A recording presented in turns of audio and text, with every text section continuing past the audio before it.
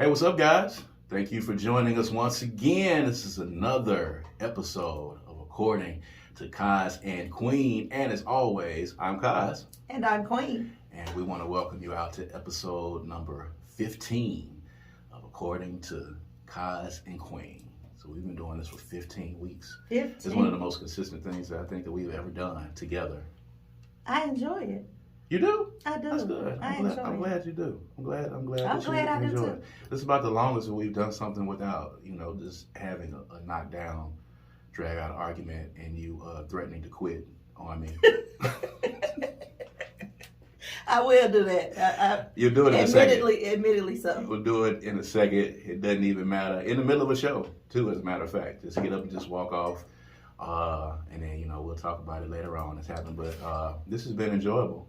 And, we're going to keep it going. Yes. Keep it rolling. So if you have been enjoying it as well, please make sure that you like and subscribe to the YouTube page, first of all. And if you have not, you know what to do.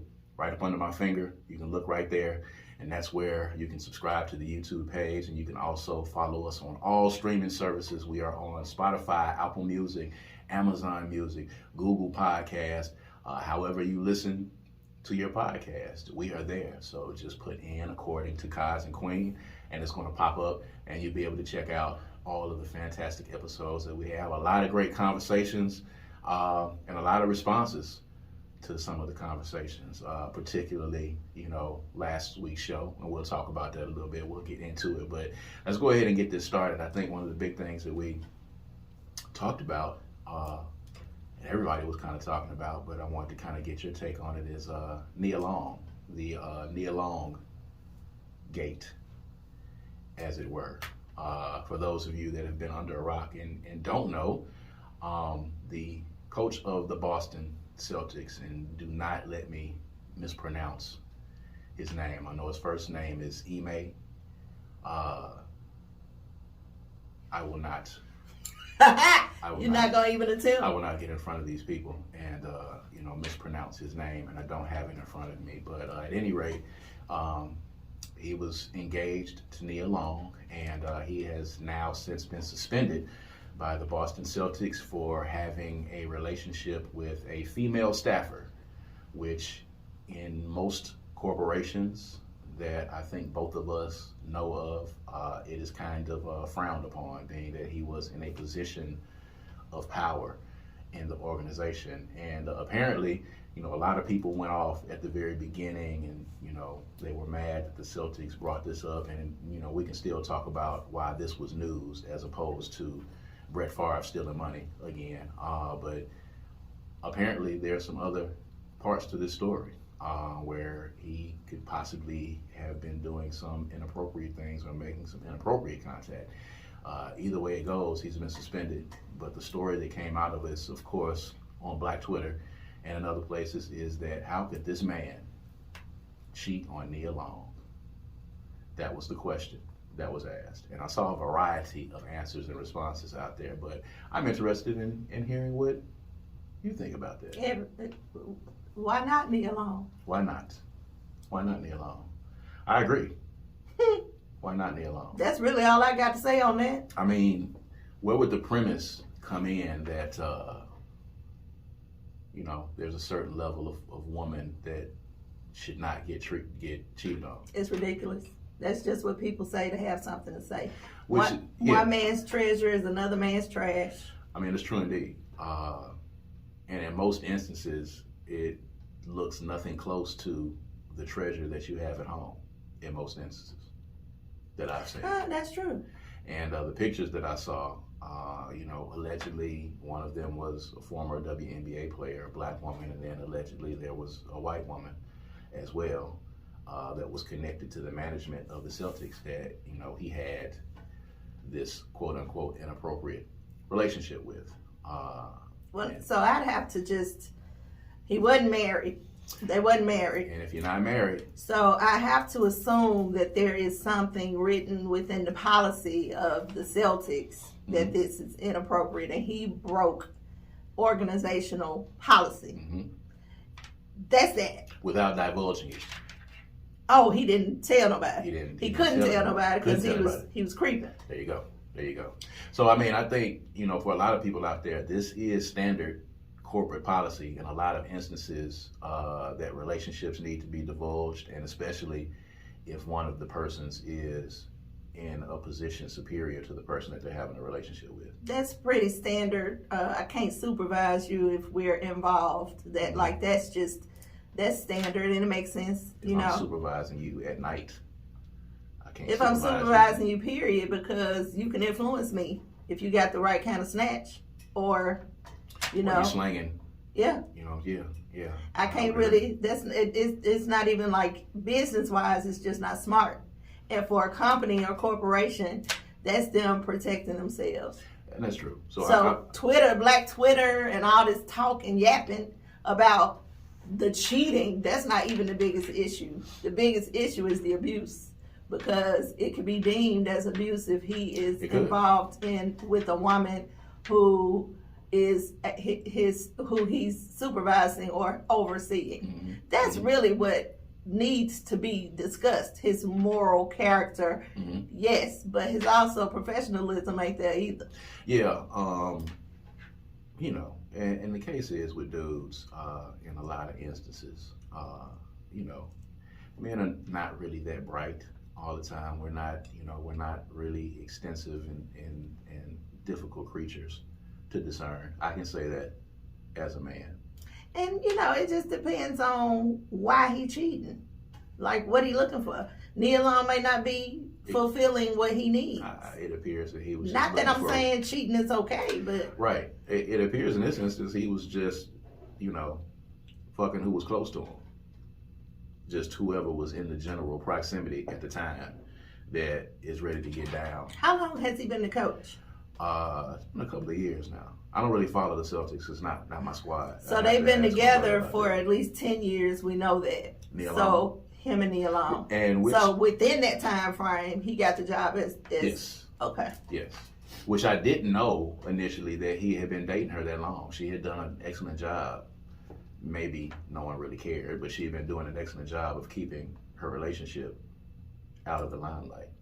She does an excellent job at maintaining her privacy, period. Yes. Like the actresses and actors from that era, the Nia Long era, the Sanaa Lathan, Omar Epps, that group right there, they're pretty private. I think they're at a level where, we're not big enough to where all of our business is going to be out.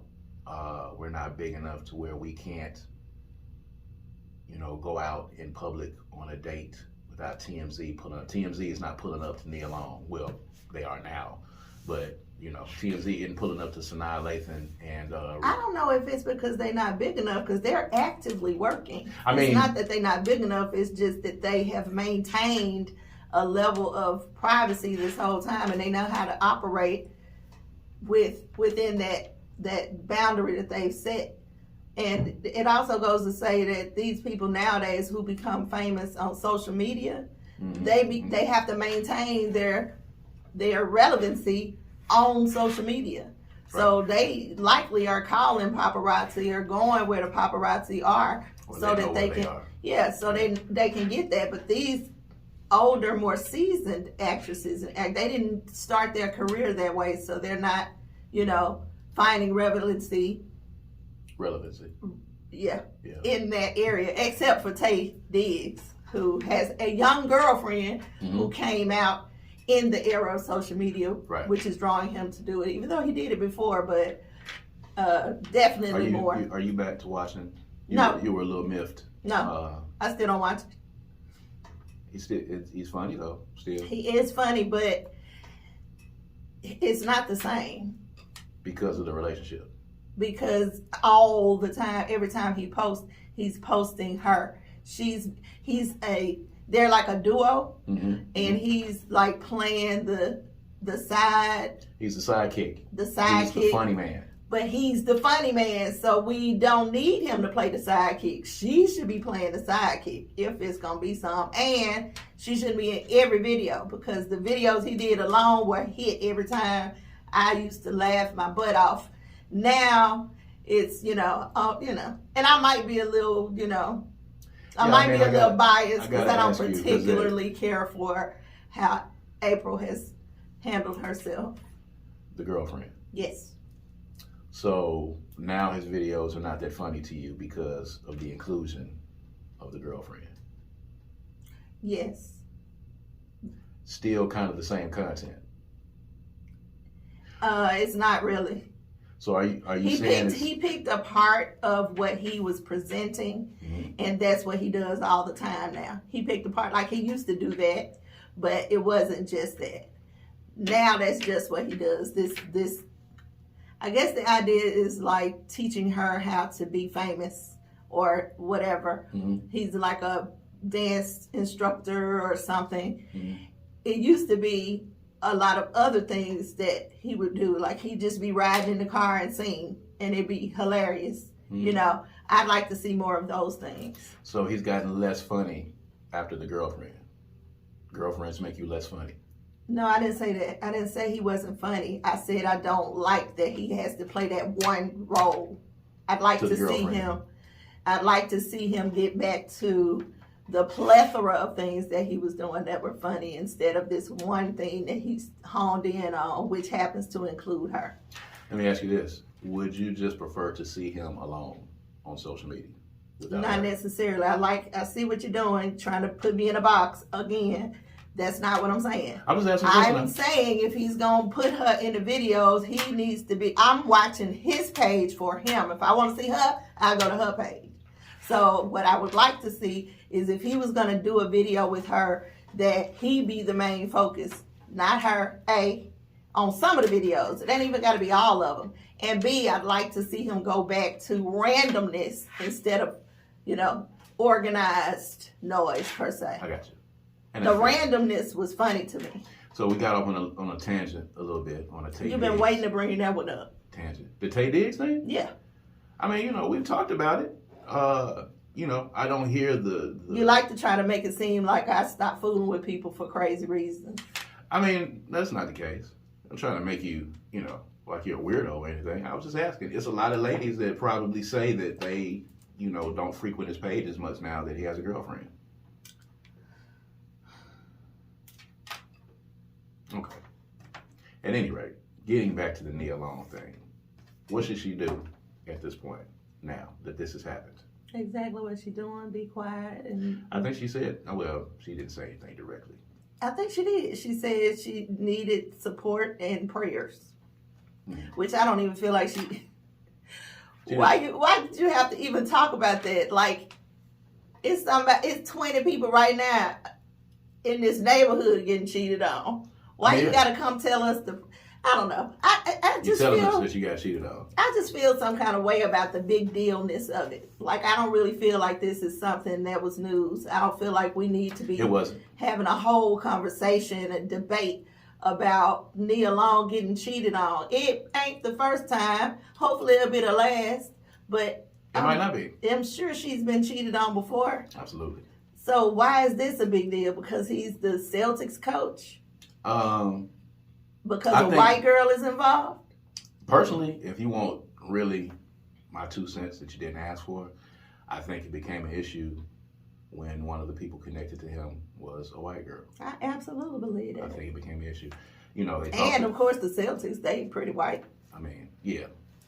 It's about as white as you can get in the NBA. But I think for a lot of people, the fact that they were making this such a huge deal, of course, when we have the issue again of Brett Favre stealing $5 million single-handedly from the state of Mississippi. From poor people, from welfare people. Brett Favre. That's just... is a thief. Brett Favre. That's outstandingly evil. Yes. So the fact that this was a front page story in the lead news on ESPN, and ESPN has yet to say anything about Brett Favre stealing money from poor people in the state of Mississippi. Millions. I want to emphasize that, millions. I think that was the problem for most people. I think, it kind of trickled into the Nia Long thing. Everybody likes Nia Long. It's Nia Long.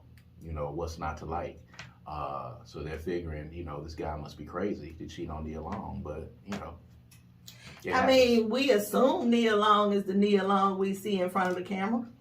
Yeah, she could be the character. Well, I don't know if she's the character that she played on Husbands of Hollywood, but she could be, unpleasant to be around. Could be. She's beautiful, but that's all y'all got to go on. She beautiful. That's it. Nobody knows what she like in the household.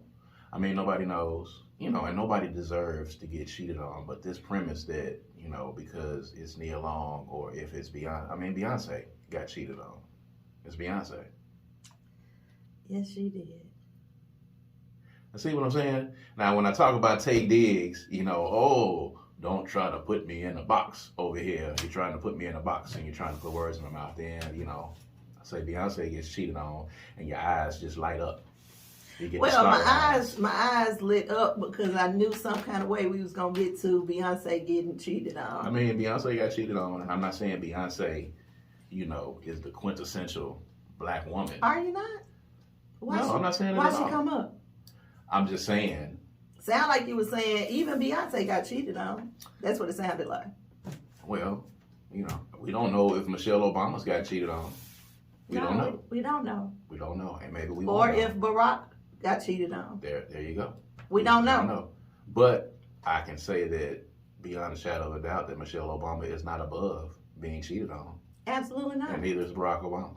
If those are going to be your quintessential black people, I think for black folks, they're like our right now. Enough of these pedestals. We all human. Yes. We all make mistakes. We all have issues that we got to work through. We all have trauma. We all get our heart broken. We all, get cheated on or cheat one way or the other. Mm-hmm. So these pedestals that these people are putting these people on, these celebrities on, it's quite unnerving and unhealthy, actually.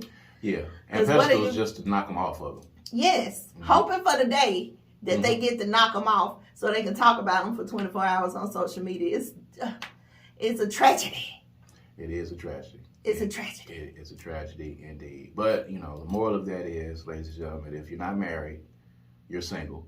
I know there's some people that might hear that might be in relationships that might feel a way about it. But if you're not married, you're single. And they were not married. They were engaged. And if they've been together for 10 years anyway, up to this point, chances are he really wasn't trying to do shit anyway. But the truth of the matter is, it really doesn't have anything to do with the fact that Nia Long existed and they were in a relationship. Mm-hmm. The issue that is with him going against the policy of the company that he worked for. Yes. Let's stick with that. Yes. Let's talk about his inability to keep it in the pants, even on the premise of losing his job. That speaks to his moral character more than him happened to sleep with the girl from Friday. Now, we can make a point of saying that this should not have been front page news. When this happens in corporate America, they don't put out a press release to the news in their local, city and say, hey, McDonald's CEO, fired for, improper relationship. It just doesn't happen. I think, him being black and, possibly one of the women being white and being connected with ownership in the Celtics, and then her saying that, he's made some improper, gestures toward her. I think that's one of the things that happens that tries to vilify, black men now. When the truth comes out, and if it's found out that he made some inappropriate comments and some advances, then, stances will change, hopefully, at that point. Well, we can't dissolve the media of their play in this because the original very first headline said Nia Long got cheated on, by the coach of the Celtics. I don't even know if they mentioned his name in the headline. So they led us down this road. Yeah, they did. Now they saying, oh, and by the way, the contract said this, and he and they wasn't married, and coming back giving all this information when Black Twitter is already stuck on and ain't gonna follow no more of this story. Don't care anything else about this story. Mm-hmm. All they care about is the very first headline that said Nia Long got cheated on by a longtime boyfriend, and so bam, that's what it is. I feel sorry for her. I've been cheated on. It's a horrible thing, even in a long-term relationship. And I don't think they were in the same city. So there was hardship in the relationship already. Mm-hmm. So I do feel bad for her. I actually feel bad for him because I'm sure he's waking up every morning like, oh my God, what did I do? I made a terrible, decision. But I also don't believe this is all the story. No, I think that's one of there's the more reasons to why come. I think, we can't really pass judgment on him until we know all of the story. And we don't have the story yet because they are trying not to release the names of the women that are involved. But I'm pretty sure at some point there's going to be some type of suit where, there's either going to be text messages, phone calls. There's going to be something that's going to be happening. It never ends with the initial story, especially in these instances. It's going to trickle into something else. And speaking of which, someone who has been trickling all over the place, Nick Cannon. Segue. Nick Cannon, one of his baby mamas was on, did you see this? One of his baby mamas was on social media talking about how tired she was taking care of the baby. And she couldn't take the baby to the doctor, and she's been doing everything herself, and apparently saying that, she was having some financial issues taking care of the baby. Did you see that? Mm-hmm. We'll get into the Nick Cannon part because we did have this conversation about talking about him trying to replenish the earth. But let's talk about this initially. And one of the things that we did talk about is the fact that Nick Cannon, being as rich as he is, if, he has the ability to be able to financially take care of all his kids and that's what he wants to do, cool. But apparently that might not be the case. So, what did you think when you saw that? I like Nick Cannon. I think he's funny. I think he's a little corny.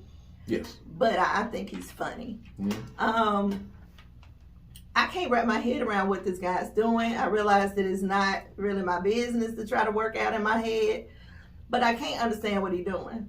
I'm not surprised that this young lady is saying this. At some point, just based on the odds, somebody is going to get missed. Because at this point, he's in the teens with these children. Mm-hmm, mm-hmm. So somebody going to fall through the cracks just based on odds. Yes. So the argument has been, if he can afford it, keep having them. Same thing with Kiki White. If he can afford it. Problem is, and most mothers know this, at some point, sir, you are one man.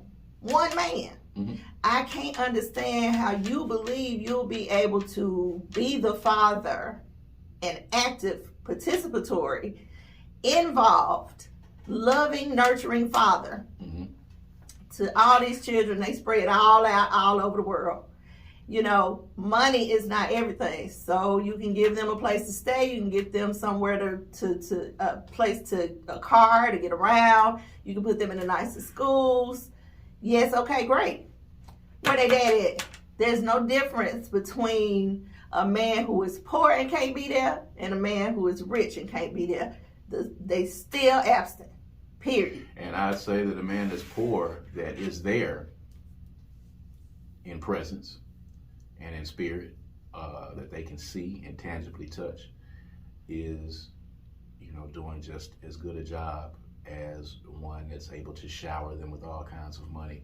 We've been told in this society that that's how you determine if a man is a good father, because he provides. Well, you can't, it's not just, material things and financial things that you have to provide. You have to provide yourself. If you're going to have this army that you're building, this community, they call it a community, his children, they call it a community. You're going to have this community. The one thing that has to happen for this to be to work is you got to be present. Yes. In the community. So be in the community. Yeah. So why they ain't all somewhere, if they all agreeable to this dynamic that they've set up, Mm-hmm. why haven't you bought some kind of commune? Might as well put them all together, raise them like they children, raise them as a family if that's what you're trying to do. See, I really don't believe what he's saying. It doesn't feel right. It don't make sense to me. I don't believe what he's saying. I think he, in his head somewhere, is missing something, and having these children is making up for it instead of healing a trauma or a trigger or something. I'm not really familiar with his history. I know when he came in the game and was doing Nickelodeon, I know his mom was his manager for a while. I don't really know his history. I don't know if his father was in his life or not. You know, you always kind of go back to that and see if that's the issue. I'm gonna have to go back and do some research and kind of see. I don't know what he's doing either. I think he suffers a little bit from delusions of grandeur. I don't know. When he started wearing a turban, it just all started getting weird. He needs attention. He needs favor. He needs people to favor him. He needs to be talked about. He likes controversy. He needs attention. And I think that this is what it's about. I think all these children is going to forever be something that people can associate with him and have discussions about. And honestly, as simple as it might sound, that's really what I think it is. He talked about legacy. He talked about, you know, his name living on. And you have that happens with one boy. Yeah. Or two. Maybe. Not 10. Right. And here's the thing now. I mean, I have seen in the news, there's some black guys walking around here now that's got 20 kids and got more than Nick Cannon. And definitely ain't got the millions that he's got. I don't know. I just, money is one thing. Being able to provide is one thing. Yeah. But you're not going to make me believe that it is not necessary and imperative. Don't keep having these children that we going to have to teach how to live in your society. Like, don't do that. That's your responsibility. And succeed in your absence as well. Right. So, and the mother's like, sisters, what? How? What? How? Like, y'all are actually he's very clear that he's not he's with right any of these women. Right. He's not going to stop having babies. What is the girl signing up for? Being taken care of. So she's having a baby so that she never have to worry about money again. Yeah.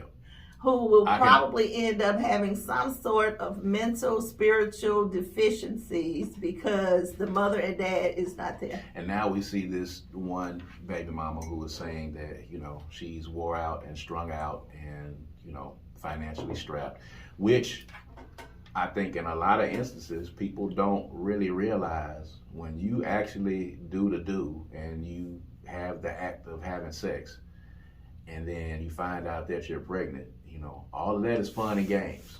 All of that sounds good. It's romantic. Oh, we're gonna have a baby, gender reveal, I'm carrying it, I'm pregnant, I'm a vessel, I'm a mother.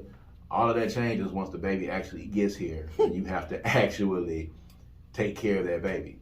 Yeah. And you are used to, and I don't know this particular baby mama, I don't know what her lifestyle was beforehand or how he met her, whatever the case is, but you know, you're there now without a mate in the home and you're basically raising this kid on your own and it's done completely woe you out. Why he ain't no child support? I don't know. I mean, he might be. How? If you put Nick Cannon on child support, I'm sorry, but you shouldn't be having no financial problem. That is true. But you know, maybe he said he was going to take care of him and he didn't have to. A girl, he's got generational wealth. That's another thing that's making me concerned about these women. Because baby, if you let him tell you, don't put child support on me because I'm gonna be there, and then he not there, I don't understand what the holdup is. He's not there. I mean, at the end of the day, the kids, in my opinion, you know, whether they're financially taken care of or not, you know, it's very important to have your father in the home. It's very important to have the father there. I cannot even quantify the importance of being able, your daughter being able to see you, reach out, touch you, you be tangible, you be accessible in the home, and have a line of communication. That's very valuable to me with the little one. It's very valuable. And it was some things that I missed with some of the grown kids and I'm able to do now. And it is a job, indeed. And it's not one that you can do popping in and out. And not saying that the guys who, you know, kids don't live with them, not saying that that's what they're trying to do. But it's different. It's just different.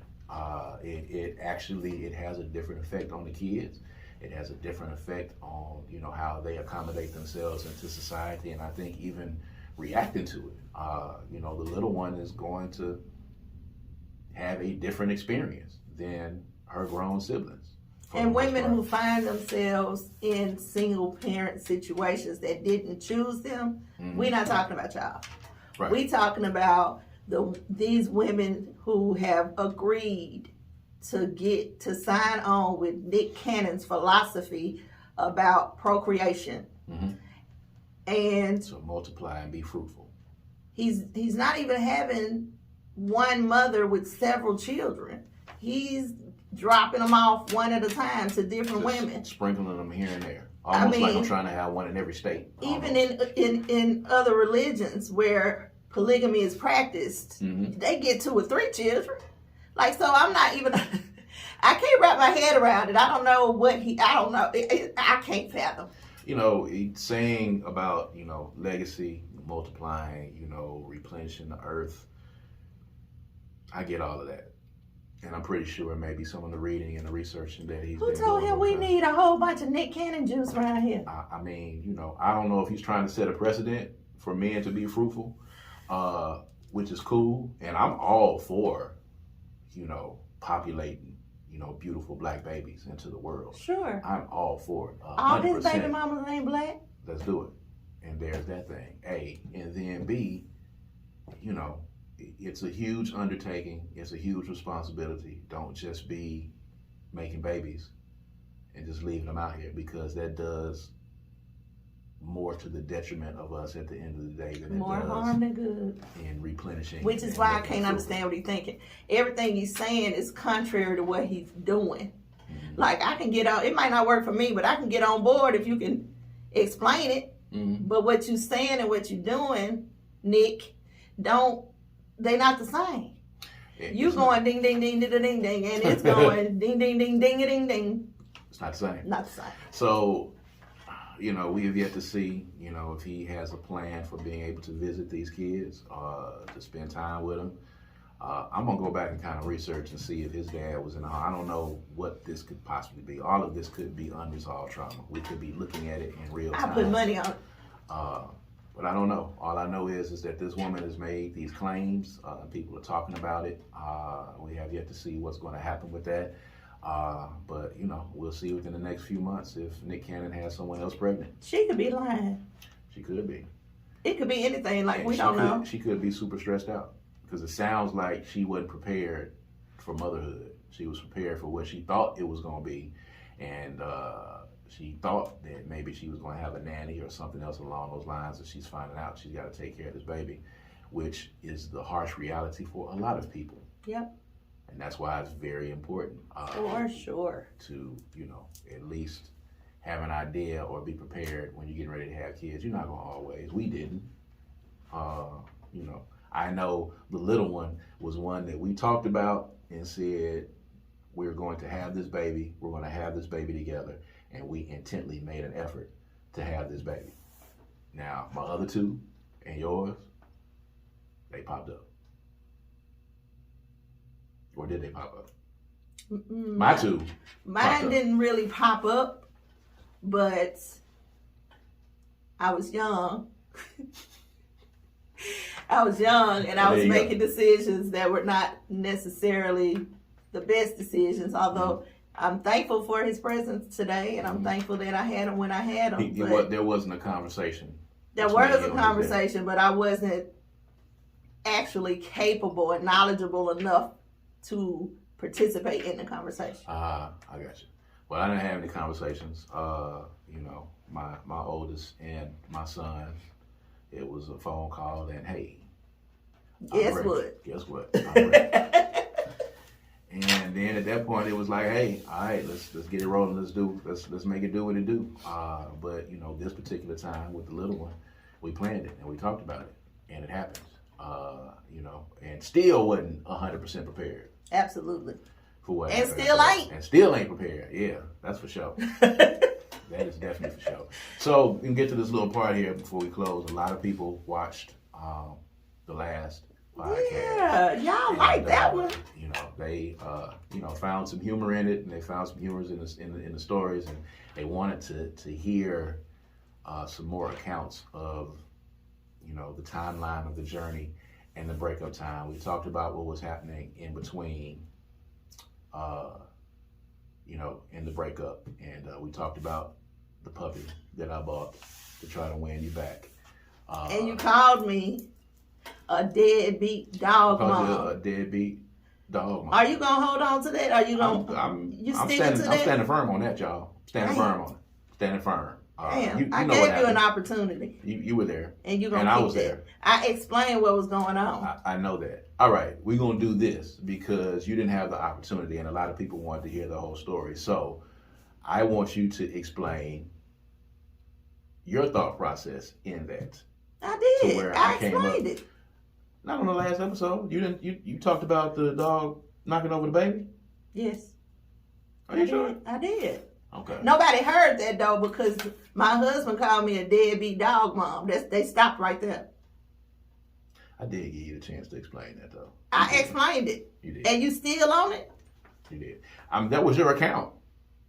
That was your account of the events, and I have my account of the events. So you would have me to let our baby be put in danger of being hurt? Absolutely not. You would not have done that. You were a wonderful mother to the baby, the human. That's baby. all that mattered.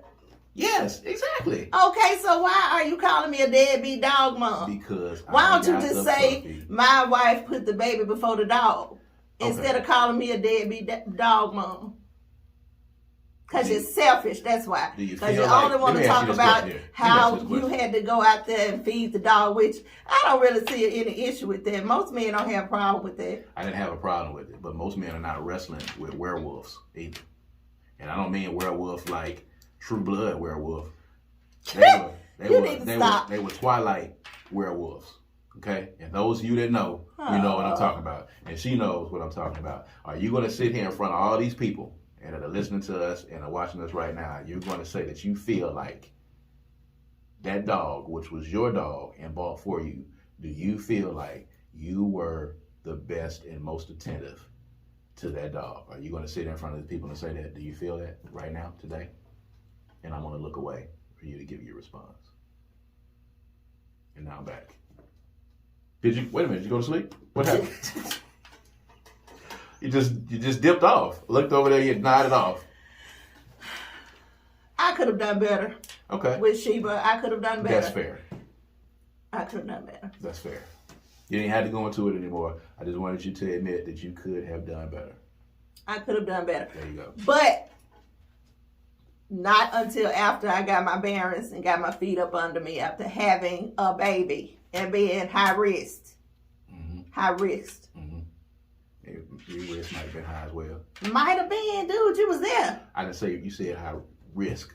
Oh. And then you said high risk. I was like, yes, your risk might have been high as well. Wrist. Might have had high risk. Yeah, so it was a troubling time. It was difficult. I had problems with everything when I was pregnant. Sheba fell to the wayside. She was not my priority. My health and my child and bringing her into this world and trying to breastfeed, all of those things took precedent and was more important to me then and are now. So the dog did not get the best of my care. However, I would think that you wouldn't mind stepping in while I take care of and nurture on your child instead of calling me a deadbeat mom. We're not indicting you on that. The No, public is not indicting the you public on ain't. No, and we're not talking about the public. We're talking about you. I'm not indicting you either. You call me a deadbeat dog mom. Baby, that's an indictment. Listen, that's not it. It's not a... Excuse me? Get the bat off your shoulder now. An indictment, I think, is harsh. It's extremely harsh. I think the tag is harsh. I think the tag is harsh and unfair. And if I done gave you all this explanation, you should at least at this point be able and willing to change that. How do you want me to change it? What do you want me to say? Call me something else. Say I fell off when I had the baby. You were a dog mom. I'll take the deadbeat off of it. Is that fair? Yeah, you talking about something different now, but it's fair. It's fine to me. I won't say deadbeat. Dog mom. I would just say dog mom. I'll retract it. I was dog care challenged.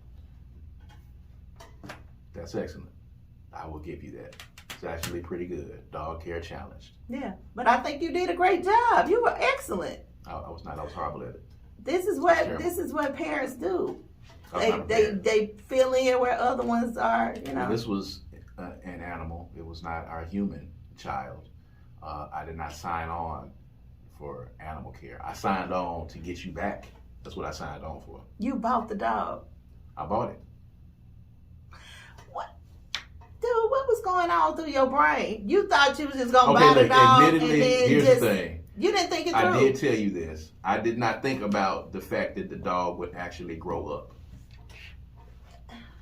For some reason, I thought the dog was just going to always be a puppy. Now, granted, of course, science, I'm not an idiot, people. I knew that, puppies grow into dogs. But at the time, I wasn't thinking clearly. My mind was all cloudy. It was muddy at the time. It was all fuzzy up there, baby. I was in love and I was trying to get you back. I wasn't thinking rationally. I wasn't thinking about this puppy is going to grow into this enormous horse dog later on. I didn't think about that. All I thought was, Fumi wants this puppy. Puppy's $50. I want to drive to Richland. I'm going to take her with me. We're going to go and make this exchange for this puppy. She's going to love the puppy, and she's going to look at the puppy, and every time she looks at the puppy, she's going to think about me getting that puppy, and it's going to make her happy, and that's going to get me closer to getting her back. I wasn't really thinking about anything else. I wasn't thinking that through, and you know how far ahead I think in a lot of instances for most things. I didn't think that through at all. And I can admit that to the rest of y'all right now. I didn't even think about the fact that that dog was going to grow at all. Didn't think about it. That's crazy. Didn't think about it. All I thought of was, I'm getting this so I can get my woman back. That's it. So the cat's out the bag, ladies and gentlemen. I wasn't thinking rationally. I went and bought the dog and did not even realize at the time the level of care that it was going to take, the amount of food that was going to have to be bought, the amount of veterinary care that was going to have to take place. It was like having another child at the time, and I was not prepared for that at all whatsoever. It's a very large undertaking when you have animals of that size, whatever they are, dog, horse, whatever the case is. It's a lot of responsibility. I did not think I was going to have to do anything. That was your dog that I got you to show you my love for you, and I didn't think that I'd have to do anything other than occasionally, pet it and play with it. You should have told me that when you got it. Why would I tell you that when I went to get it? Why would I tell you? I would have stayed in my apartment and me and Sheba would have been fine. No, because then I wouldn't have had you back then. That would have been selfish. There's no way for you to block. What else you got? There's no way for you to block the love that I had coming to you. Okay? But to finish up the story, let's talk about the dog real quick as a wrap. We just talked about the dog. No. And getting into what was the thing, starting with the dog, that as the breakup had taken place, and as we were working our way back, what was the things that began to change the tide for you? Baby, do you think I came back to you because of that dog? No, of course it's not. I said starting there and working towards it. The dog had nothing.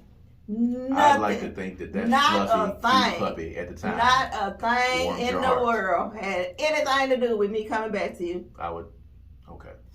I was thankful for the dog, and I know that he was being thoughtful. There you go. To give me the dog, but it didn't contribute to me coming back. All right. So what contributed to it? I began to see changes in you. Taking care of things around the house and keeping the apartment. I didn't know what was going to happen when I left. You were handling business. You was doing what you needed to do. And these were things that you just wasn't doing when I was in the house because you didn't have to, because I did it. So there was no push. So when I left the house, you were forced into taking care of yourself and taking care of things and cooking your own food and all the things that you took me for granted for. I began to notice that you were doing it. Plus, you started the Jackson Progressives, and I wanted to be more involved in working with things in Jackson. That's the thing that brought me back to you, because it reminded me of the you that I had fallen in love with. You were commanding things around you. You were being a leader. I was able to hear you be articulate and intelligent, and all the things that I fell in love with you, I was able to see again in the Jackson Progressives. And that's what made me say, okay, I'll go out on a date with you. And then once I got back on a date with you, the rest is history. I had to fight that one date off until I was ready, because I knew if I started seeing you again, I was back in. I was gonna get you. I was gonna allow you to get me. I know that. I'm saying. But yeah, Jackson Progressives, I think, played the biggest part. That I think we did. We talked about that, and then kind of me reintroducing myself to you. It was almost like I had to record you. You did. We had to start all over again, and you did a good job. We started dating and going out and stuff that we had stopped doing. Yes, that was good. A lot of y'all have asked. We're gonna get on here one day and kind of tell the story from the beginning, because there's a beginning to it. And then there's the 3 years, and then there's leading up to, where we are now, and even the hardships that have happened in the 13 years. But it's a long story that starts with one night at the party house in 1999, the very last Crooked Letter show ever documented in the world. It starts there, and then it works its way up to here. So a lot of y'all have wanted to hear that whole story. We're going to tell it one day. We tell it in bits and pieces. Yeah, which is crazy. Which is crazy, because there's a lot to it. But, we're going to tell y'all this whole story of how we got here and how According to Kaz Queen got here. But at any rate, we appreciate y'all, of course, for listening, tuning in, being a part of this experience for us. It's a lot of stuff going on in the world, and these are conversations that take place between a husband and wife in the privacy of our home that we bring to you guys that we think might be humorous or introspective, or spark debate in your own home. So if you hear something that you like, leave a comment on the YouTube page, follow us on the social media platforms as well, and we're going to keep trying to bring this content with you, and we appreciate you following us for 15, and we're going to be back, hopefully, Lord says the same, we'll be back for 16, and we got some special surprises coming up too on the show. So y'all get ready for that. Y'all gonna like it, and it's gonna be very entertaining. You know what I'm saying? So you'll hear something about it in a little bit, all right? But anyway, I'm Kaz. And I'm Queen. And this is According to Kaz and Queen, number 15. All right, we'll see you next time. Peace and power.